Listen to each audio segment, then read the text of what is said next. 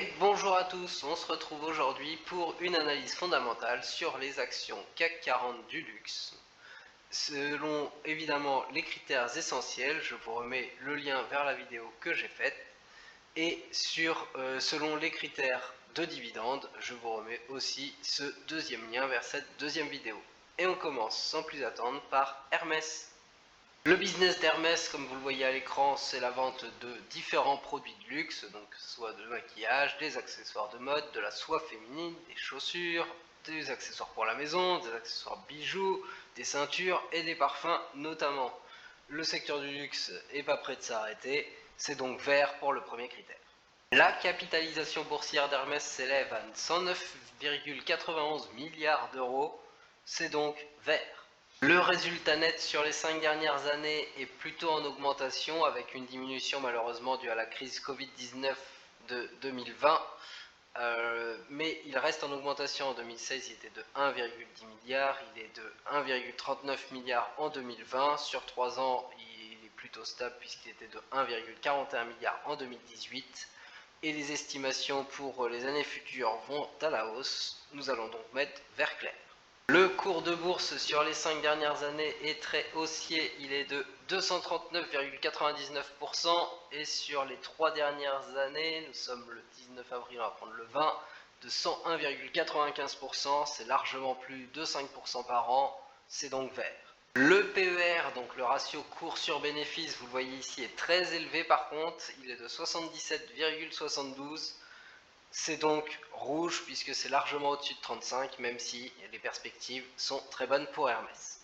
Le dividende pour Hermès est globalement en augmentation sur les 5 et 3 dernières années, mais pas complètement. Nous allons donc mettre vert clair. Le rendement de ce dividende est de 0,45%, c'est pas 0 mais c'est très faible par rapport à la tranche 3 à 5%. Nous allons donc mettre du orange. Le ratio de distribution du dividende, vous en voyez très peu ici, mais sur les dernières années, il est tout le temps à peu près comme en 2017, à peu près de 30%, sauf en 2018 où ils ont donné un gros dividende, et c'est pour ça qu'ils sont quasiment arrivés au 100%. Mais globalement, comme c'est la seule année, comme cela, nous allons donner vert clair. Bilan pour l'action Hermès International, tout est dans le vert ou vert clair, seul le PER est bien trop élevé et le rendement de dividende, c'est le classique sur les actions de luxe, est assez faible. On poursuit de suite avec LVMH. Le business d'LVMH, donc LVMH pour Louis Vuitton, Moet Hennessy, se décompose dans 6 secteurs d'activité et dans ce qu'ils appellent des maisons, donc des marques globalement.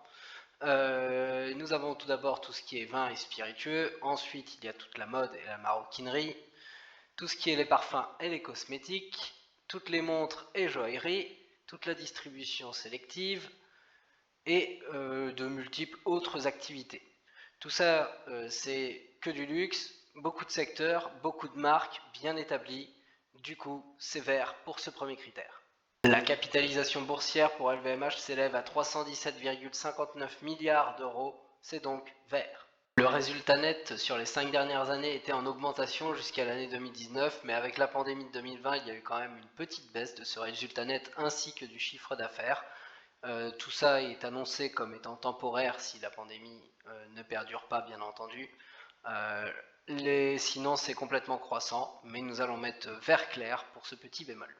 Le cours de bourse sur les 5 dernières années a augmenté de 335,30%, donc c'est largement plus de 5% par an, et nous sommes désormais en mai, prenons le 11, c'est très bien, de 115,05% sur les 3 dernières années, c'est donc largement supérieur à 5% par an, c'est totalement vert pour ce critère.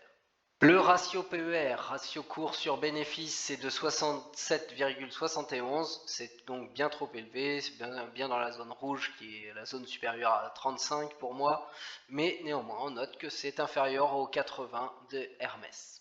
Et nous passons au premier critère concernant les dividendes, les critères supplémentaires, et nous voyons avec que le cours du dividende n'est pas en augmentation puisqu'avec la pandémie, il a été un peu redescendu en 2020. Néanmoins, il est à noter qu'LVMH a versé un dividende en 2020 malgré les pressions de l'État. Nous allons mettre du coup du vert clair pour ce bémol, car probablement que nous allons reprendre notre croissance qui était sans faille précédemment. Le rendement de dividende s'élève à 0,97%, c'est presque 1%, mais il reste assez faible. C'est néanmoins un peu mieux que celui d'Hermès, mais nous sommes très loin de la zone supérieure à 3%. Nous allons donc mettre orange pour ce critère. Le ratio de distribution, je l'ai trouvé sur le site de LVMH, sur uniquement les 3 dernières années, mais vous voyez que c'est que pendant la pandémie où ils ont dû l'élever à 64%, donc un peu au-dessus de notre zone à 60%. Sinon, il se trouve toujours en dessous de cette zone, mais avec ce bémol, nous allons donc mettre vert clair pour ce critère. Bilan pour LVMH, eh bien vous voyez, c'est exactement le même tableau, le même bilan pour tous les critères pour cette société par rapport à Hermès. Nous passons de suite à la troisième société, Kering.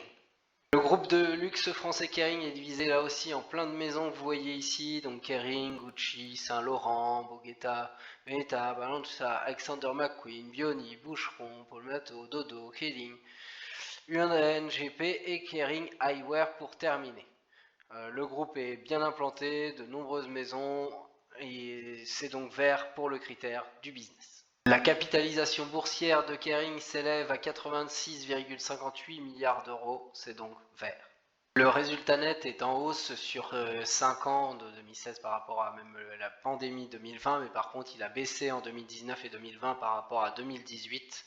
Mais bien entendu, une fois la pandémie terminée, il est déjà annoncé à la hausse, c'est donc vert clair. Le cours de bourse sur les 5 dernières années est très haussier comme vous pouvez le voir, 393,40%, c'est largement plus de 5% par an, et depuis le mois de mai 2018, prenons là le 18 mai, 45,18%, c'est encore une fois plus de 5% par an, c'est donc totalement vert.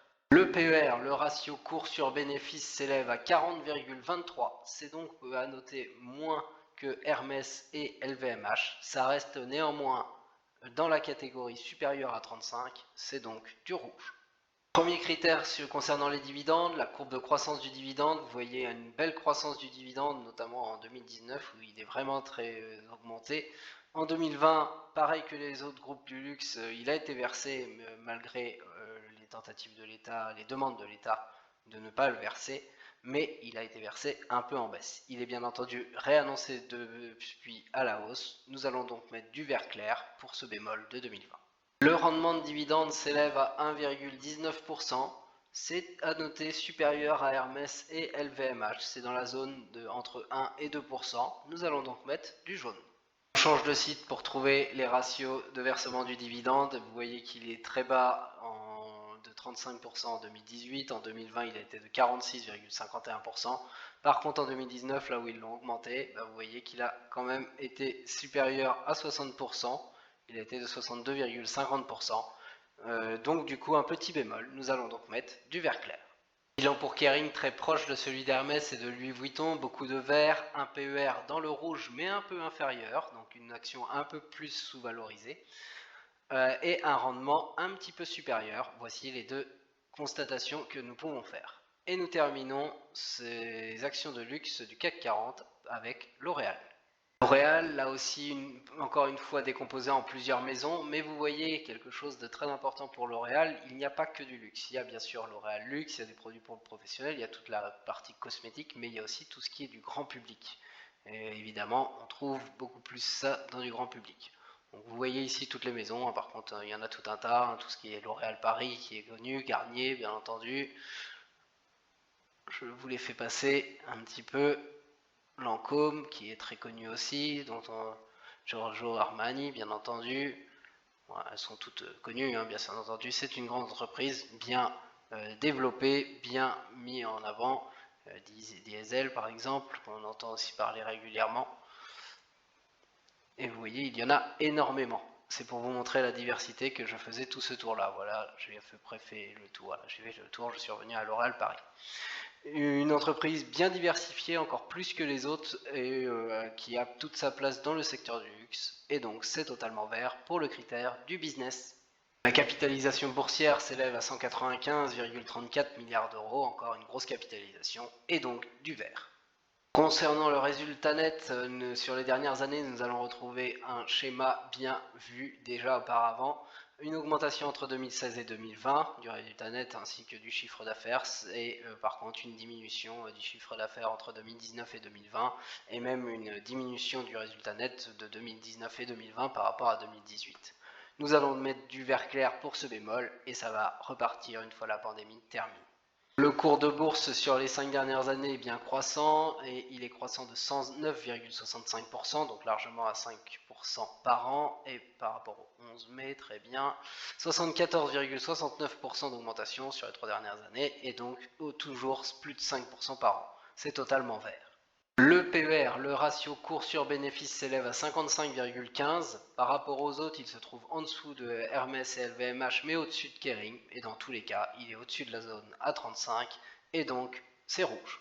Nous passons aux critères supplémentaires sur les dividendes, et vous voyez que là, sur la courbe rose, le dividende est constamment croissant. Il a même été finalement croissant en 2020.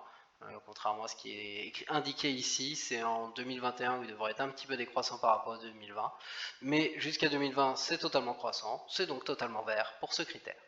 Le rendement du dividende s'élève à 1,16%, très proche de celui de Kering, c'est donc dans la zone entre 1 et 2%, dans la zone jaune. Le ratio de distribution sur les 5 dernières années, on le trouve ici sur le site de L'Oréal, et vous voyez qu'il est toujours proche dans les 50%, on va dire ça comme ça, et donc en dessous de la tranche à 60%, et donc c'est totalement vert. Un bilan pour L'Oréal assez proche de ses collègues du luxe, beaucoup de vert, un PER dans le rouge car trop élevé, qui se situe un peu au-dessus de celui de Kering, mais en dessous de celui de Hermès et LVMH, et par contre davantage de vert, et pas de vert clair pour les dividendes avec un rendement qui lui est équivalent à celui de Kering. Voilà pour cette analyse fondamentale concernant les 4 actions du luxe du CAC 40. Je vous souhaite une bonne journée et je vous retrouve dans une prochaine vidéo. Salut!